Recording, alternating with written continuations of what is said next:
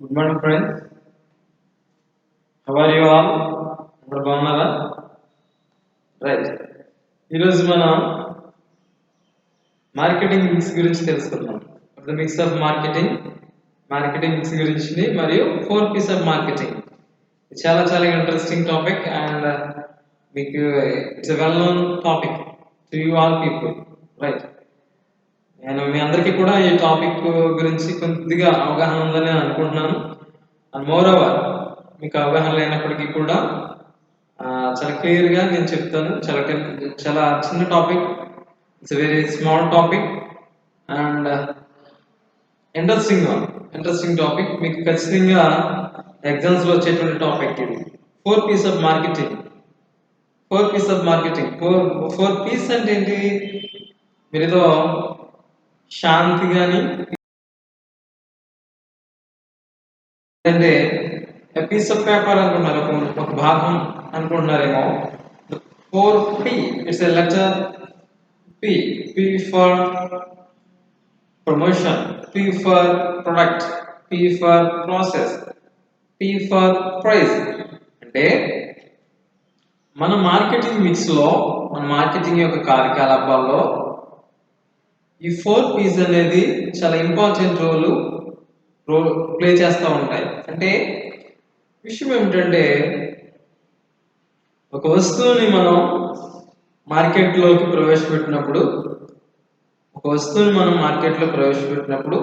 లేదంటే ఉత్పత్తి చేసినప్పుడు, ఒక వస్తువుని మనం ఉత్పత్తి చేసినప్పుడు అది మార్కెట్లో ఏ విధంగా చలామణి అవుతుంది, లేదంటే మార్కెట్లో దాని యొక్క ప్రైస్ ఏమిటి, ఏ ప్లేస్లో దాన్ని రిలీజ్ చేయడం జరిగింది, లేదంటే ఏ ప్లేస్లో దాన్ని ప్రమోషన్ ఆఫ్ ద ప్రొడక్ట్, వస్తువు యొక్క లేదా ప్రొడక్ట్ యొక్క ప్రమోషన్స్ ఏమిటి, దాని యొక్క ప్రైస్ ఏమిటి, దాని యొక్క ప్రాసెస్ ఏమిటి అనేటువంటి విషయాలను ఈరోజు మనం డిస్కస్ చేసుకుందాం.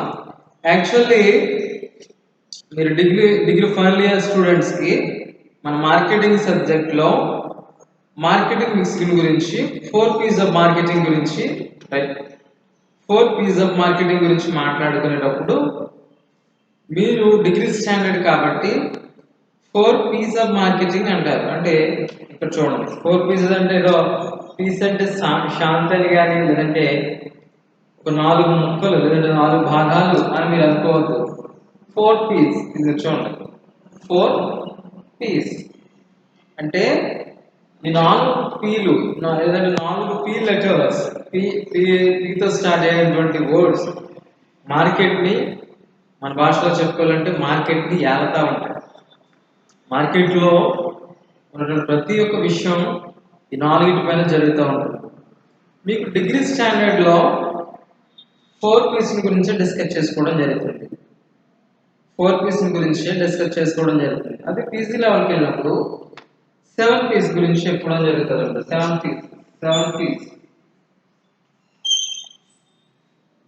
7P's of marketing.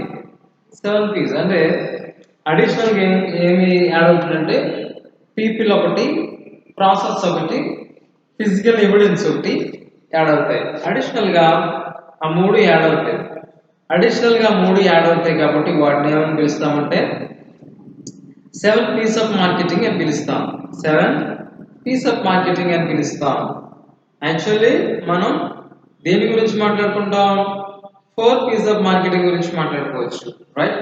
అంటే 4P's అంటే ఏంటండి, మన యొక్క మార్కెటింగ్ శాస్త్రవేత్తలు లేదంటే ప్రొఫెసర్స్ ఆఫ్ మార్కెటింగ్, మన యొక్క మార్కెటింగ్ సంబంధించినటువంటి ప్రొఫెసర్స్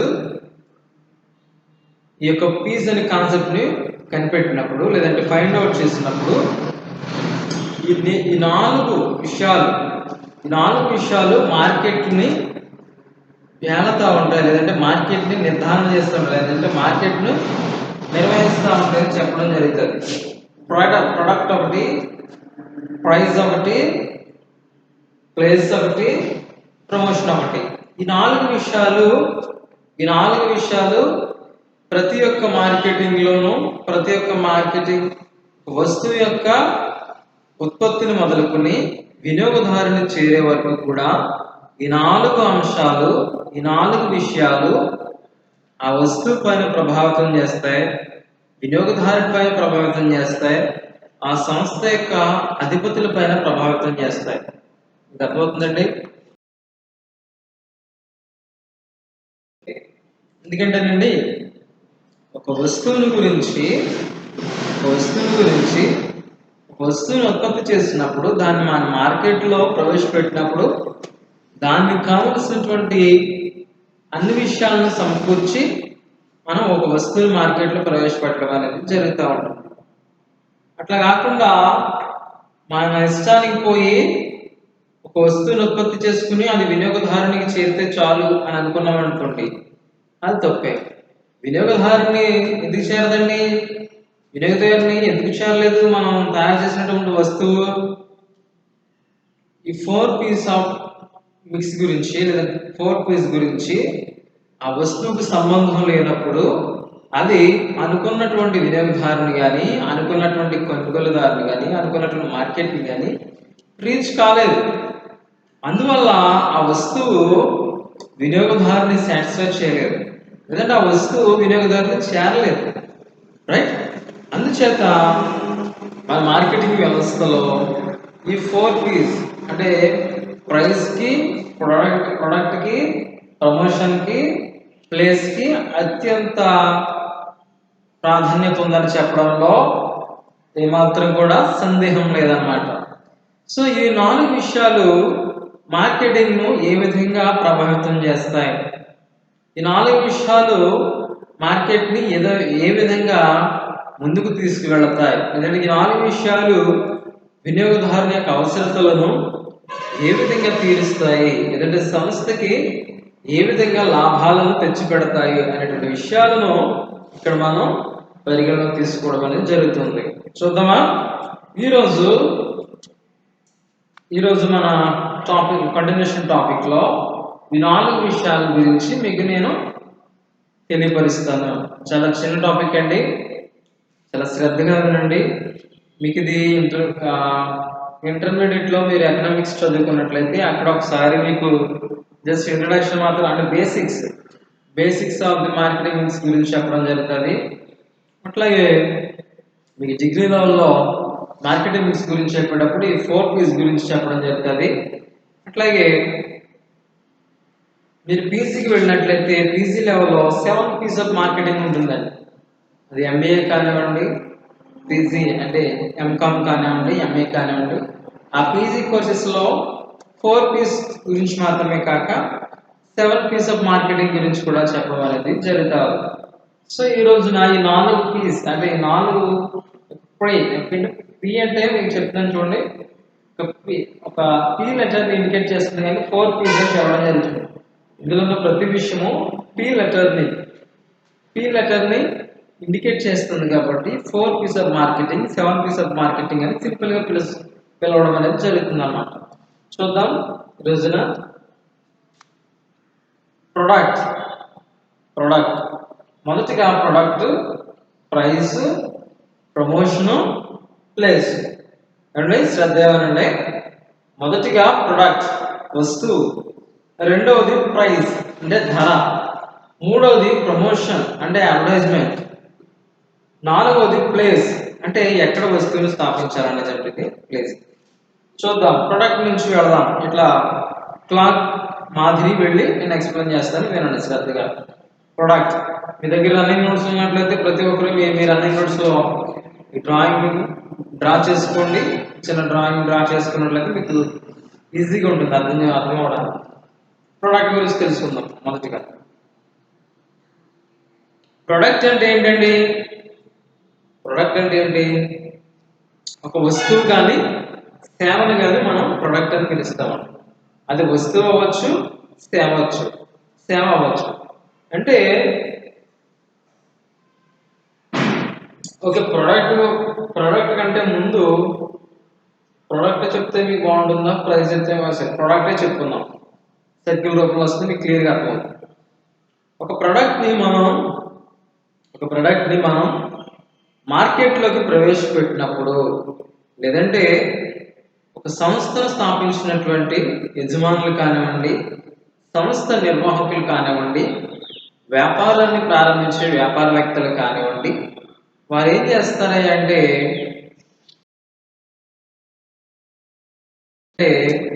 వారికి ఉన్నటువంటి రా మెటీరియల్ పరిగణలోకి తీసుకుని, వారికి ఉన్నటువంటి వనరులను పరిగణలోకి తీసుకుని వ్యాపార రీత్యా అంటే లాభార్జన గడించేటువంటి ఒక సంస్థను స్థాపించాలి అనేటువంటి ఆలోచనతోనూ, లాభాలను ధ్యేయంగాను లక్ష్యముగాను పెట్టుకుని ఒక సంస్థను స్థాపించాలి అనేటువంటి ఉద్దేశంతో ఒక వ్యాపార సంస్థని స్థాపించడం అనేది జరుగుతుందండి.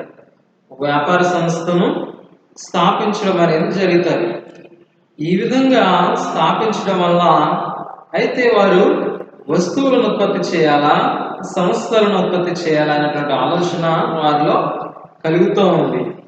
వస్తువులను ఉత్పత్తి చేయాలా, సేవలను ఉత్పత్తి చేయాలనే ఆలోచన వారిలో కలిగినప్పుడు వారు ఏం చేస్తారంటే ఉత్పత్తి చేసేటప్పుడు అది వస్తువైనా కావచ్చు, సేవ అయినా కావచ్చు. అది వస్తువైనా సేవ అయినా వినియోగదారుని యొక్క అవసరతలను తీర్చేదిగాను, వినియోగదారుని యొక్క డిమాండ్స్కి అనుగుణంగాను ఒక వస్తువు అనేది ఉండడం జరుగుతుంది. వస్తువు కానివ్వండి, సేవ కానివ్వండి ఉండడం అనేది జరుగుతుంది. ఆ వస్తువు మార్కెట్లో చలామణి అయ్యేటప్పుడు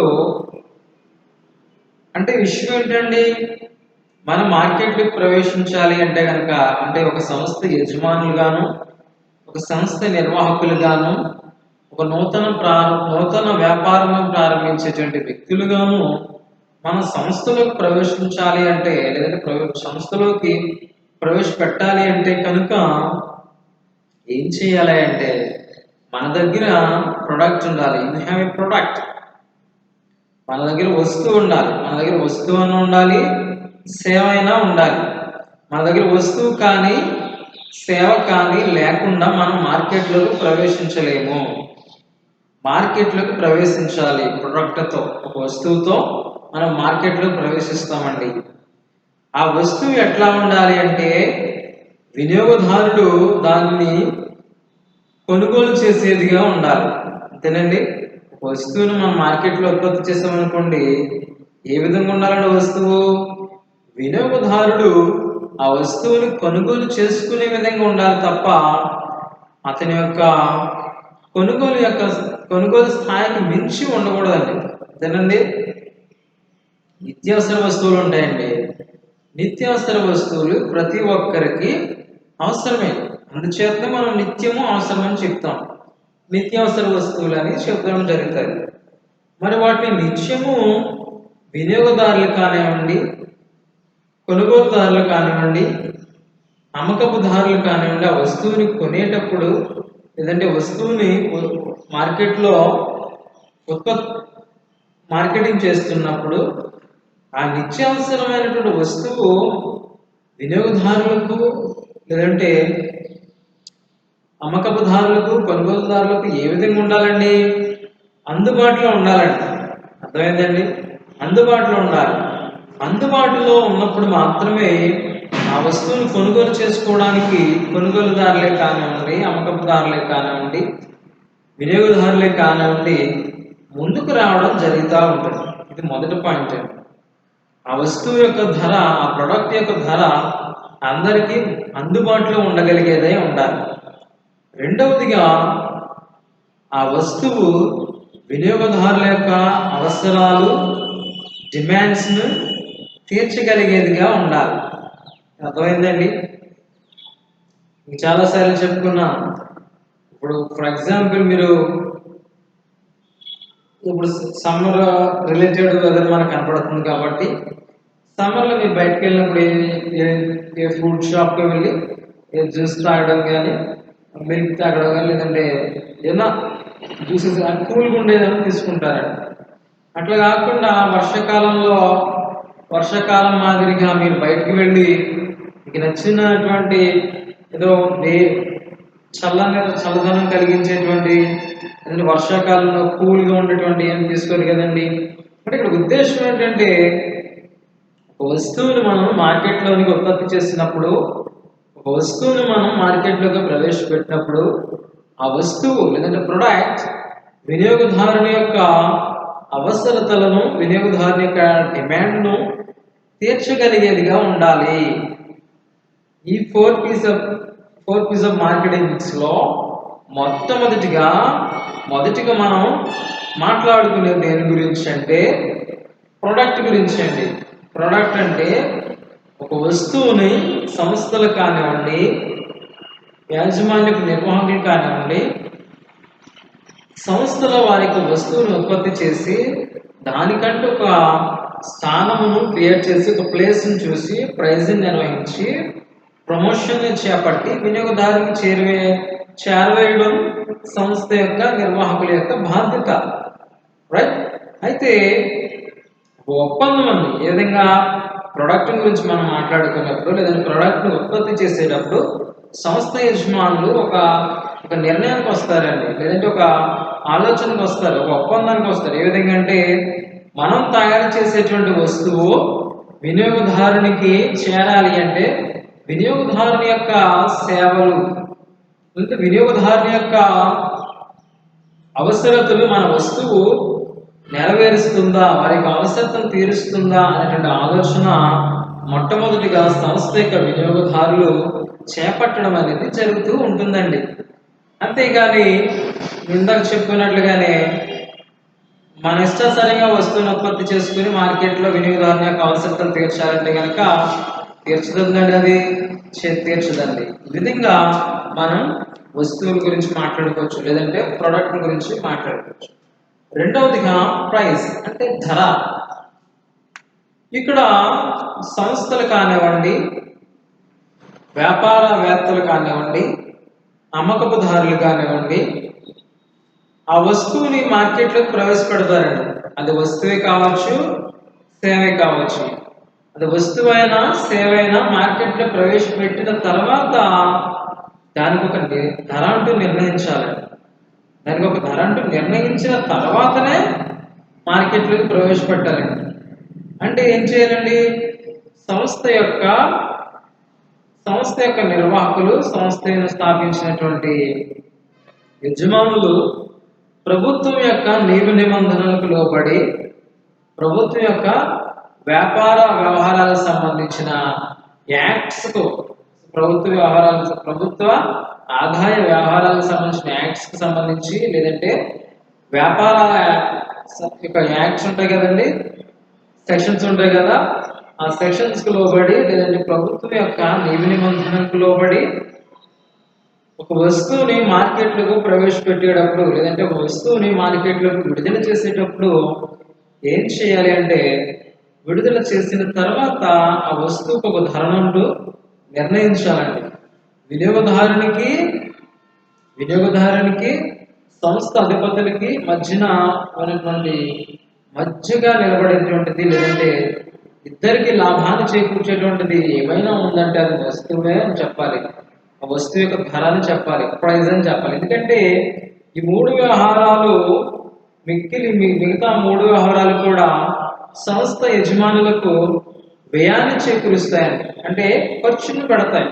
ఈ ఒక ధర మాత్రమే, ఒక ప్రైజ్ మాత్రమే సంస్థ యజమానుల యొక్క లాభాన్ని ఆర్జిస్తుంది, సంస్థ యజమానుల యొక్క ధ్యేయాన్ని ప్రతిబింబించేస్తుంది, సంస్థకి ఎంతో కొంత ఊరటను ఇవ్వడం అనేది జరుగుతూ ఉంటుందండి. అంటే ఏమిటంటే ఇక్కడ విషయం, ఒక సంస్థ వస్తువుని ఉత్పత్తి చేసిన తర్వాత దానిని మార్కెట్లోకి ప్రవేశపెట్టక ముందే ఈ సంస్థ ఆ వస్తువును తయారు చేయడానికి లేదంటే సేవను మార్కెట్లోకి విడుదల చేయడానికి తీసుకున్నటువంటి నియమ నిబంధనలు ఏమిటి, తీసుకున్నటువంటి రా మెటీరియల్ ఏమిటి, ఆ వస్తువు పైన సంస్థ అధిపతులు పెట్టినటువంటి పెట్టుబడి ఎటువంటిది అనేటువంటి విషయమును ప్రతి ఒక్కరు కూడా, ప్రతి ఒక్క కంపెనీ వ్యవస్థాపకులు కూడా ఆ యొక్క విషయాన్ని పరిగణలోనికి తీసుకుని ఆ వస్తువుకు ధరను నిర్ణయించడం అనేది జరుగుతూ ఉంటుందండి. ఇది వస్తువు యొక్క ప్రైజ్ అండి. అంటే ఏమిటండి, ఇక్కడ సంస్థ అధిపతులు ఉంటారు, అక్కడ వినియోగదారులు ఉంటారు. వారి ఇరువురును కూడా సంతృప్తి పరచగలిగేది మనం ప్రైజ్ అని చెప్పవచ్చు. ఎట్లా అంటే ఈ వస్తువుని సంస్థ యొక్క అధిపతులు ప్రమోషన్ ద్వారా, ప్లేస్ ద్వారా, ప్రొడక్ట్ ద్వారా వినియోగదారుని చేరవేస్తారు. వినియోగదారులు చేరవేసినప్పుడు వినియోగదారుడు ఆ వస్తువుని పొందుకున్నందుకు సంతృప్తి పడతాడు, అంటే లాభపడతాడు. అదేవిధంగా ఆ సంస్థను మార్కెట్లో అమ్మినందుకు సంస్థ యజమానులు మరియు సంస్థ నిర్వాహకులు లాభాపేక్షత యొక్క సంస్థని స్థాపిస్తారు కాబట్టి, లాభాపేక్షత యొక్క ఆర్గనైజేషన్ ప్రారంభిస్తారు కాబట్టి వారు కూడా లాభాన్ని పొందుకోవడం అనేది జరుగుతూ ఉంటుందండి. ఈ విధంగా ఆ యొక్క సంస్థలే కానివ్వండి, వినియోగదారులే కానివ్వండి, ప్రైస్ పట్ల అంకిత భావంతో ఉంటారండి. ఎందుకు అంకిత భావంతో ఉంటారంటే ఒక సిక్స్ రూపీస్ ఆఫ్ ప్రోడక్ట్ని, అంటే 6 రూపాయలు విలువ చేసే ప్రోడక్ట్ మీరు మార్కెట్లో ప్రవేశపెట్టి దాని యొక్క ధరను మీరు 12 రూపీస్ గాను 15 రూపీస్ గాను మీరు ఏర్పాటు చేస్తారనుకోండి, ఆ వస్తువులు కొనడానికి వినియోగదారులు ఎవరైనా ముందు వస్తారంటారా? ఎవరో రారండి. ఎందుకు రారంటే ఆ వస్తువును కొనుగోలు చేసేటువంటి శక్తి వినియోగదారులకు ఉండాలండి. ఈ ప్రైస్ అనేది దేని మీద ఆధారపడి ఉంటుందంటేనండి, ఈ ధర అనేది దేని మీద ఆధారపడి ఉంటుందంటే వినియోగదారుని యొక్క సామర్థ్యం పైన ధర ఆధారపడి ఉంటుంది. అంతే కదండి. ఇప్పుడు మన రా మెటీరియల్ ఒక వాటర్ బాటిల్ ఉందండి, సెలబ్రిటీస్ ఉంటారు. ఒక mineral drinking water bottle celebrities, ఒక క్రికెట్ స్పోర్ట్స్ పర్సన్స్ కానివ్వండి, సెలబ్రిటీస్ కానివ్వండి, మూవీ యాక్టర్స్ కానివ్వండి, వాళ్ళు డ్రింక్ చేసేటువంటి డ్రింకింగ్ వాటర్ బాటిల్ ఎంత ఉంటుందయ్యా అంటే ఒక లీటర్ వచ్చే 600 రూపీస్ 1200 రూపీస్ ఉన్నటువంటి బాటిల్స్ కూడా మనం మార్కెట్లో చూడొచ్చు. అదేవిధంగా ఒక 20 రూపీస్ పెడితే ఒక లీటర్ బాటిల్ వచ్చేటువంటి పరిస్థితి కూడా మనం చూడొచ్చు. మరి ఏది ఎక్కువగా అమ్మడిపోతుంది, ఏది ఎక్కువగా వినియోగదారులని శాంతిస్తుంది అంటే ఏది ఎక్కువగా వినియోగదారులకి అందుబాటులో ఉందంటే ఈ 20 రూపీస్ విలువ చేసేటువంటి వాటర్ బాటిలే కదండి. అంటే ఇక్కడ విషయం ఏంటండి, మోస్ట్ ఆఫ్ ది పర్సన్స్ ఏక మొత్తంలో వినియోగదారుల యొక్క అవసరతలను, కోరికలను తీర్చగలిగేది ధర మాత్రమేనండి. ఆ ధరకు అనుగుణంగా కదండి వినియోగదారుడు వస్తువును కొనుగోలు చేస్తాడు. ఆ ధర అనుగుణంగా కాబట్టి, ఆ ధర అనుకూలంగా ఉంది కాబట్టి అమ్మకందారులు ఆ వస్తువుని అమ్మడానికి మార్కెట్లోకి వస్తాడు. అట్లా కాకుండా వస్తువు యొక్క ధర అనేది వినియోగదారునికి అందుబాటులో లేనట్లయితే ఆ వస్తువుని వినియోగదారుడు సొంతం చేసుకోలేడు. సొంతం చేసుకునే పక్షాన ఆ వస్తువుకు డిమాండ్ ఏర్పడదు. డిమాండ్ లేని పక్షాన ఆటోమేటిక్గా సప్లై విల్ బి డౌన్. ఆ స్థితి రాకుండా సంస్థ యొక్క యజమానులు ఏం చేయాలంటే వినియోగదారుల మైండ్ సెట్ని పట్టుకోవాలండి. అంటే ఏ విధంగా అండి, వినియోగదారుడు ఏ విధంగా వస్తువుని ఇష్టపడతాడు, వినియోగదారుడు ఏ విధమైన వస్తువుకి అలవాటు పడ్డాడు, వినియోగదారుని యొక్క అవసరతలు ఏమిటి, వారికి ఇన్కమ్ ఎట్లా ఉంటుంది, ఒక సామాన్య మనిషి ఇన్కమ్ ఎట్లా ఉంటుంది, ఈ వస్తువు పైన మనం సేవను పెట్టినట్లయితే, ఈ వస్తువు పైన మనం ఫలానా సేవ నిర్వహించినట్లయితే మనం ఏ విధంగా వినియోగదారుని, మన వస్తువు ఏ విధంగా వినియోగదారుని చేరగలుగుతుంది, వినియోగదారుని యొక్క ఆశలను, అవసరతలు మన వస్తువు, మన ప్రోడక్ట్ ఏ విధంగా తీరుస్తుంది, తద్వారా మనం ఏ విధంగా లాభాన్ని పొందుకుంటాం అనేటువంటి విషయాన్ని జ్ఞాపకంలో ఉంచుకుని సంస్థ నిర్వాహకులు, యజమానులు ఆ యొక్క ప్రైస్ పట్ల ఏకాగ్రత ఉండి వినియోగదారులు కొనగలిగే శక్తి మేరకు మాత్రమే ఆ వస్తుదారుని నిర్ణయించడం జరుగుతుంది. వస్తు పరిమాణం కూడా నిర్ణయించడం అనేది జరుగుతూ ఉంటుంది. ఇది ప్రైసింగ్ గురించి. మూడవదిగా ప్రమోషన్. ప్రమోషన్ అంటే advertisement. It's nothing but advertisement. Advertisement అని కూడా మనం చెప్పొచ్చు. ఏ విధంగా అంటేనండి మన వద్ద ఉన్నటువంటి వస్తువుని వినియోగదారునికి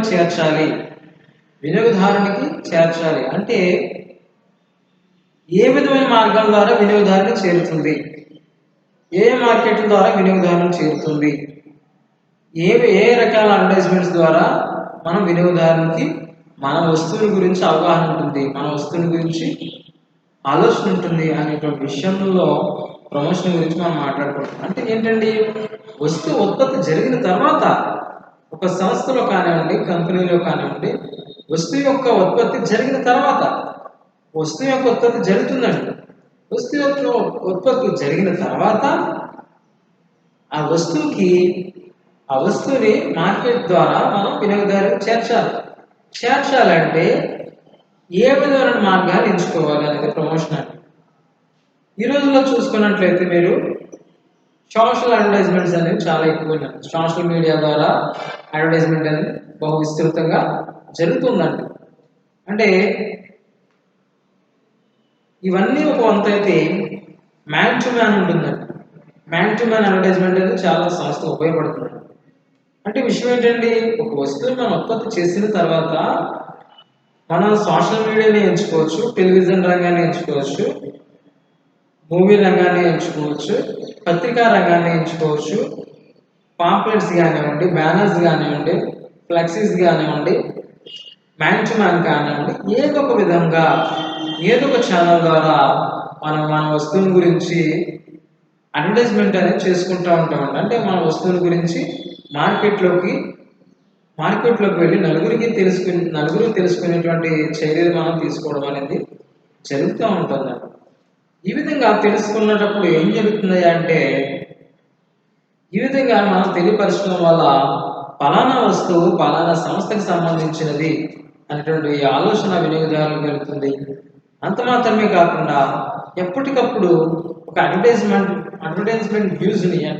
యొక్క మార్గాన్ని, ఇన్నోవేటివ్ని మనం సమకూర్చగలిగితే పలానా వస్తువు పలానాకు సంబంధించినది, పలానా వస్తువు మనకి అనుకూలంగా ఉంటుంది, పలానా వస్తువు మనకు అందుబాటులో ఉంటుంది అనేటువంటి ఆలోచనను మనం ఇక్కడ తీసుకోవడం అనేది జరుగుతూ ఉంటుందండి. ఈ విధంగా సంస్థ యొక్క ప్రతి నిర్ణయము, ప్రతి ఒక్క ఆలోచన దేనిపైన ఆధారపడుతుంది అంటే వినియోగదారుని సంతృప్తిపరచడంలోనే కదండి. వినియోగదారుని యొక్క ఆలోచనలు, డిమాండ్లను సంతృప్తిపరచడంలోనే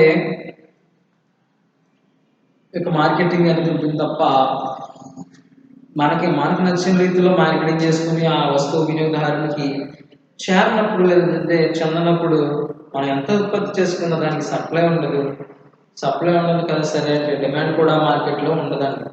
ఆ విధంగా చేసినప్పుడు మనం సంస్థకి నష్టాలు చేకూరుతాయండి, రైట్. అదేవిధంగా మీరు చూసినట్లయితే ఆఖరుగా ప్లేస్ అండి. అయితే ఈ ప్రొడక్ట్ విషయంలోనే దాని యొక్క వస్తువుని ఏ విధంగా ప్యాక్ చేయాలి, దానికి లేబులింగ్ ఏ విధంగా ఇవ్వాలి, దానికి బ్రాండ్ ఏ విధంగా ఇవ్వాలి అనేటువంటి విషయాలు ఇక్కడ ప్రొడక్ట్లో మనకి కవర్ అయిపోతూ ఉంటాయండి. ఆఖరిగా చూసుకున్నట్లయితే ప్లేస్ అండి. మనం ఒక వస్తువుని ఉత్పత్తి చేస్తామండి మార్కెట్లో. మనం ఉత్పత్తి చేసిన వస్తువుని మార్కెట్లో ఏ మార్కెట్లో మనం ప్రవేశపెట్టాలి, ఏ సంస్థల మధ్యన ప్రవేశపెట్టాలి అంటే మన వస్తువు ఏ రకానికి చెందినటువంటి వస్తువు, డ్యూరబుల్ గూడ్సా లేదంటే నెసెసరీ గూడ్సా, నిత్యావసరాలు తీర్చేటువంటి వస్తువా మనం తయారు చేసింది, లేదంటే లగ్జరీ కూడా అంటే ఒక మనిషికి సామాజికంగా విలువను తీసుకొచ్చేటువంటి, సామాజికంగా చూడగానే విలువనిచ్చేటువంటి ఒక లగ్జరీ రిలేటెడ్ గూడ్సా అనేటువంటి విషయాన్ని మనం పరిగణలోకి తీసుకోవాలండి. ఈ లగ్జరీ రిలేటెడ్ గూడ్స్ ఏవైతే ఉన్నాయో వాటిని ప్రతి ఒక్క వినియోగదారుడు కొనకపోవచ్చు. కానీ నిత్యావసర వస్తువులు అయితే మాత్రం ప్రతి ఒక్క వినియోగదారుడు పర్చేజ్ చేయడానికి ముందుకు వస్తాడండి. అదేవిధంగా రకరకాల మార్కెట్స్ ఉంటాయండి. ఈ రోజున మన యొక్క బయట ప్రపంచంలో రకరకాల మార్కెట్లు ఉంటాయండి.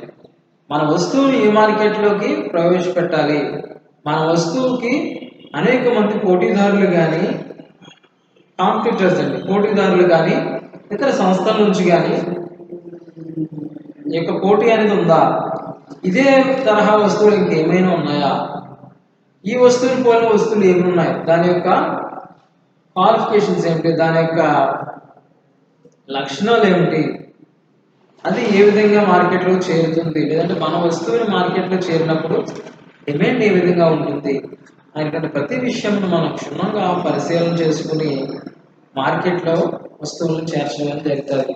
ఏదైనా మార్కెట్లో వస్తువుని ప్రవేశపెట్టడం అనేది జరుగుతుంది. ఆ యొక్క ఆలోచన ప్రకారం ఒక వస్తువుకి మార్కెట్లో ప్రమోషన్ని లేదా ప్లేస్ మనం ఏర్పాటు చేయొచ్చు. ప్లేస్ ఆఫ్ ది ప్రొడక్ట్ అండి, ఇది ఏ మార్కెట్కి వెళ్ళాలి, ఏ మార్కెట్లో ఏ రకాలైన వినియోగదారులు ఉంటారు.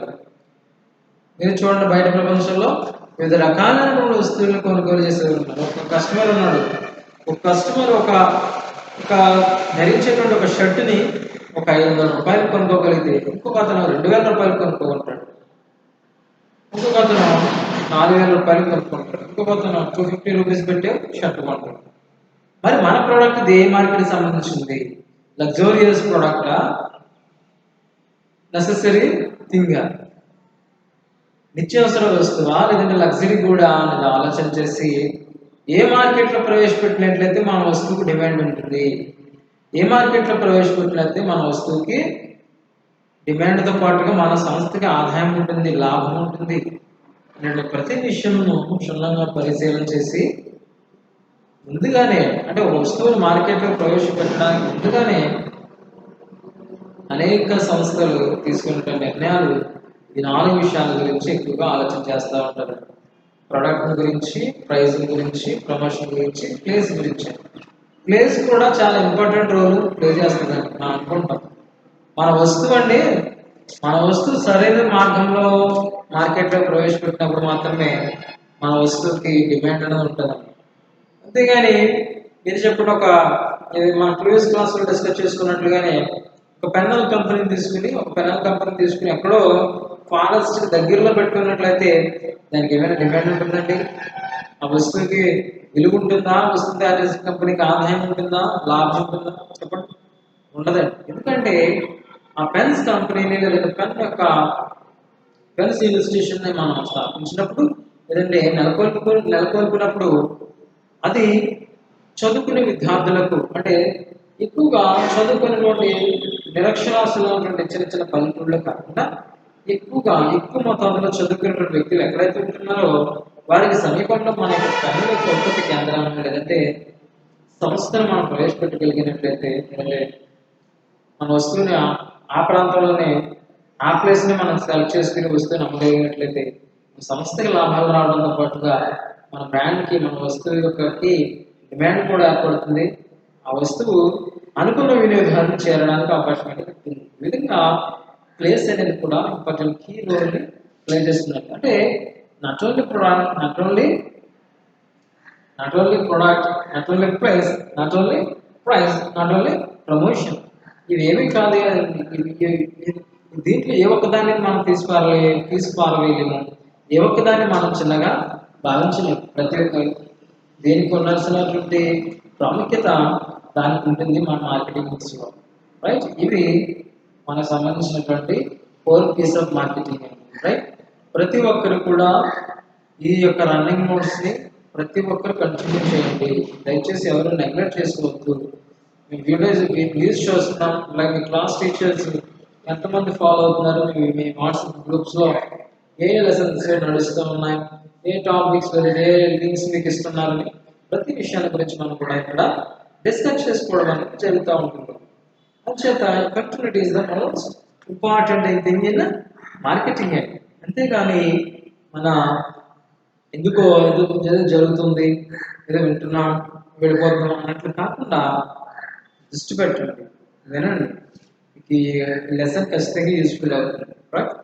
Thank you. మరలా నెక్స్ట్ క్లాస్లో మీట్ అవుతాం. Bye, see you, take care.